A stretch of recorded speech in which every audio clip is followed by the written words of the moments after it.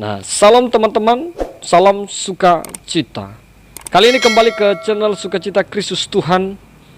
Pada saat ini teman-teman sekalian, kita akan membahas satu cuplikan video di mana ada saudara kita dari agama Muslim yang mencoba mengatakan bahwa Yesus tidak mati di kayu salib, karena ketika waktu Yesus sebelum dikuburkan, maka yang dilakukan oleh Nikodemus itu dia membunuh Yesus dengan rempah-rempah sesuai dengan adat orang Yahudi.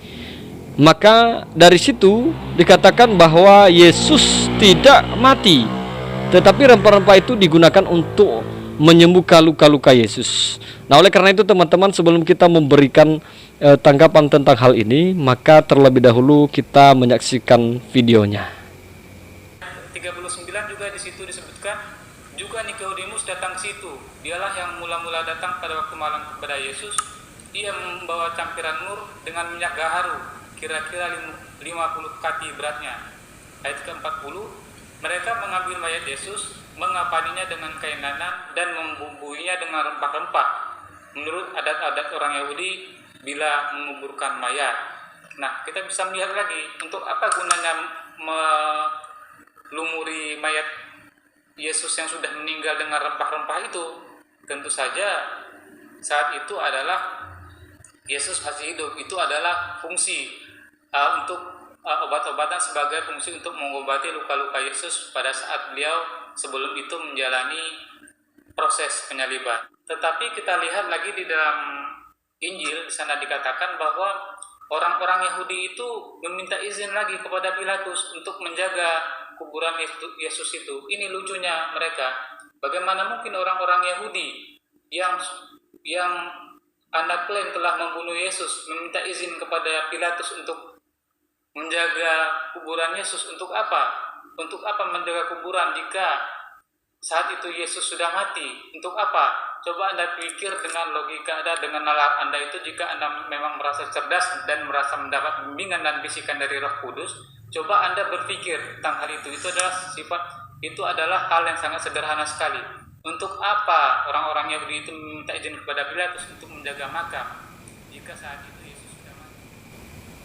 Nah, teman-teman sekalian, setelah kita melihat cuplikan video ini, maka apa yang disampaikan oleh saudara kita ini, saya mau katakan bahwa saudara kita ini belum membaca secara penuh terhadap apa isi Alkitab itu, dan Alkitab itu sedang mengajarkan apa, dan apa yang disampaikan di dalam Alkitab itu, teman-teman sekalian.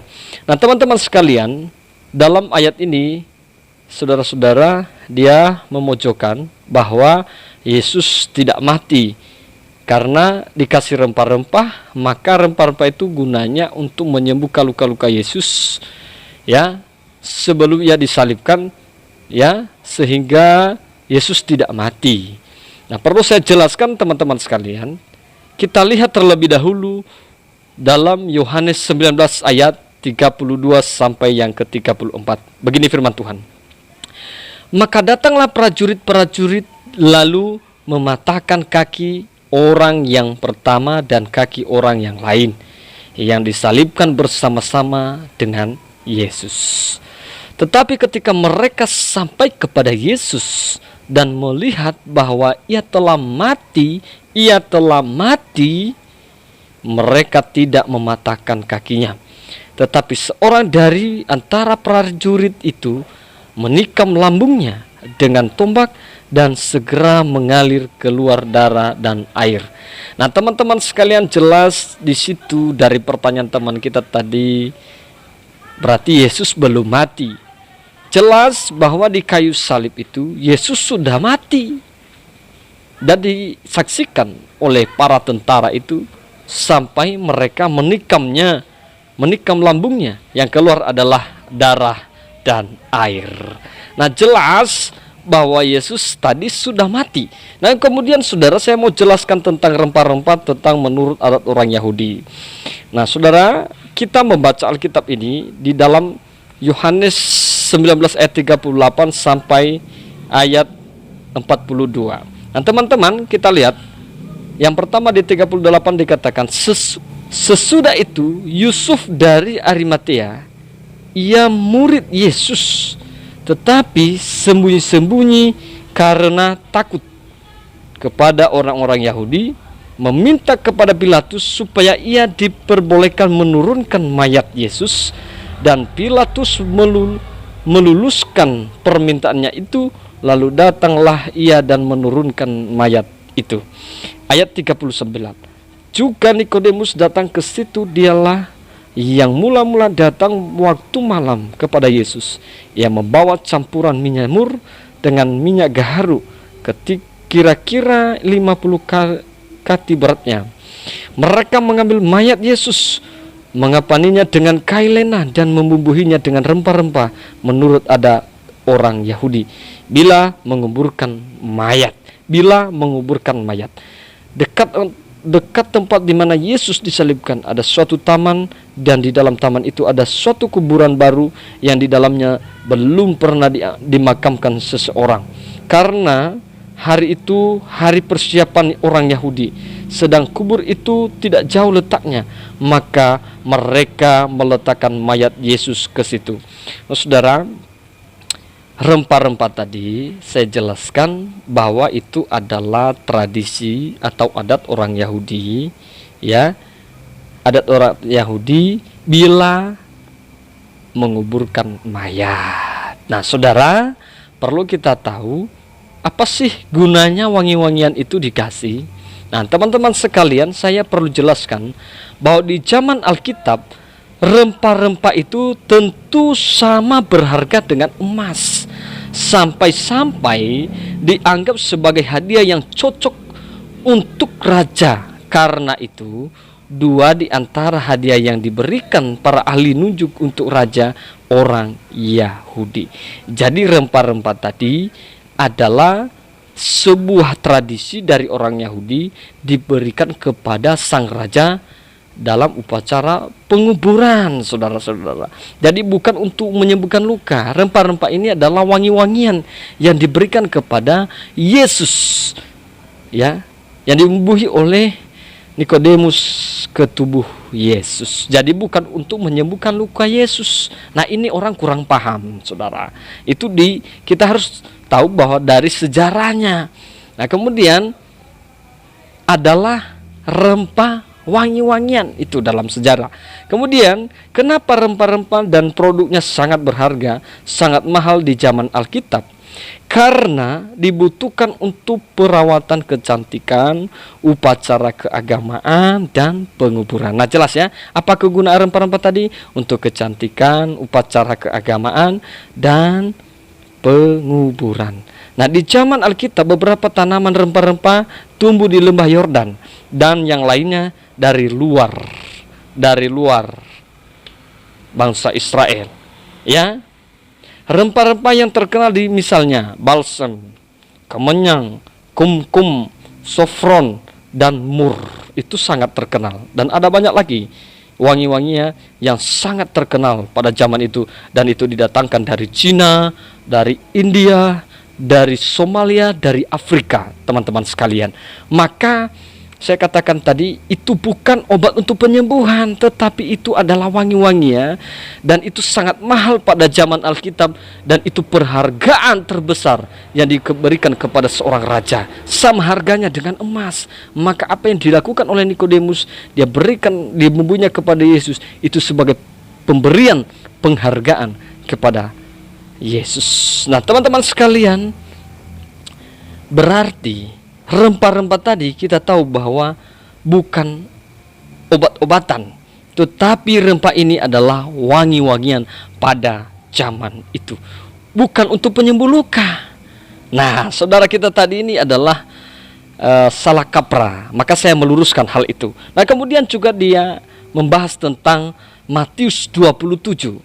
Ya, di dalam Matius 27 dia juga membahas di dalam Matius 27:62, teman-teman sekalian. Dia katakan di situ, untuk apa orang Yahudi, ya, meminta kepada Pilatus menjaga kuburan Yesus.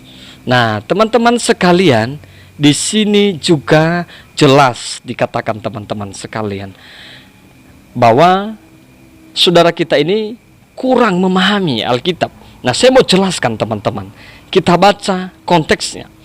Dalam Matius 27 ayat 62 sampai ayatnya yang ke-66. Begini. Keesokan harinya, yaitu sesudah hari persiapan, datanglah imam-imam kepala dan orang-orang Farisi bersama-sama menghadap Pilatus. Dan mereka berkata, "Tuhan, kami ingat bahwa si penyesat itu sewaktu hidupnya berkata, sesudah 3 hari aku akan bangkit." Nah, jelas ini ya. Jelas kenapa mereka menjaga kuburan Yesus. Karena orang Farisi ini pernah mendengar perkataan Yesus bahwa pada hari yang ketiga dia akan bangkit. Nah, saudara-saudara, jelas ini. Kenapa mereka menjaga? Mereka ingin membuktikan apakah Yesus itu bangkit atau enggak sih? Kan gitu. Nah, coba kita lanjut ayatnya teman-teman sekalian. Karena itu perintahkanlah untuk menjaga kubur itu sampai hari yang ketiga. Jika tidak, murid-muridnya mungkin datang untuk mencuri dia. Lalu mengatakan kepada raja, ia telah bangkit dari antara orang mati, sehingga penyesat yang terakhir akan lebih buruk akibatnya daripada yang pertama. Kata Pilatus kepada mereka, "Ini penjaga-penjaga bagimu, pergi dan jagalah kuburan itu sebaik-baiknya." Maka pergilah mereka, dan dengan bantuan penjaga-penjaga itu mereka memeteraikan kubur itu dan menjaganya. Nah, jelas teman-teman sekalian, kenapa dijaga kuburan itu tadi? Karena kekhawatiran dari orang Farisi ini. Mereka ingin membuktikan apakah benar bahwa Yesus itu akan bangkit. Nanti jangan-jangan murid-muridnya curi mayat Yesus dan mereka sabarkan kepada rakyat bahwa Yesus telah bangkit. Nah, ini kekhawatiran. Kenapa dijaga? Karena mereka khawatir, pengen membuktikan juga apakah benar perkataan Yesus itu. Namun pada kenyataannya teman-teman sekalian, kita lihat di ayat Matius 28 ayat 1 dan selanjutnya, saudara-saudara, kita lihat, kita baca. Ini pembuktian. Setelah hari Sabat lewat, menjelang menyisingnya fajar pada hari pertama minggu itu, pergilah Maria Magdalena dan Maria yang lain menengok kuburan itu. Maka terjadilah gempa bumi yang hebat, sebab seorang malaikat Tuhan turun dari langit dan datang ke batu itu dan menggulingkannya, lalu duduk di atasnya. Ini luar biasa. Ayat ketiga, wajahnya bagaikan kilat dan pakaiannya putih bagaikan salju. Di ayat 4 teman-teman sekalian, dan penjaga-penjaga itu gentar ketakutan, dan penjaga-penjaga itu gentar ketakutan dan menjadi seperti orang-orang mati. Nah, teman-teman sekalian, yang menjaga tadi akhirnya ketakutan dan tegas seperti orang mati. Nah, teman-teman, ayat kelima, akan tetapi malaikat itu berkata kepada perempuan itu, "Janganlah kamu takut, sebab aku tahu kamu mencari Yesus yang disalib itu. Ia tidak ada di sini, sebab ia telah bangkit, sama seperti yang telah dikatakannya. Marilah, lihat tempat ia berbaring." Jelas dikatakan di ayat 6 ini, ia tidak ada di sini sebab ia telah bangkit, sama seperti yang dikatakannya. Nah, jelas dikatakan di sini, ini yang dikhawatirkan oleh orang Farisi tadi, dan terbukti bahwa pada hari yang ketiga Yesus bangkit. Saudara-saudaraku yang dikasihi Tuhan. Lalu kemudian di ayat yang ke-7, saudara-saudara, dan segeralah pergi dan katakanlah kepada murid-muridnya bahwa ia telah bangkit dari antara orang mati yang mendahului kamu ke Galilea. Di sana kamu akan melihat dia. Sesungguhnya aku telah mengatakannya kepadamu. Nah, demikian teman-teman, dari pembacaan firman Tuhan ini, saya meluruskan apa yang disampaikan oleh saudara kita tadi mengenai tentang rempah-rempah yang membahas hal itu. Nah, ini saya jawab secara cerdas, karena yang menjawabnya adalah Alkitab sesuai dengan konteks Alkitab itu sendiri, teman-teman sekalian. Menjawabnya.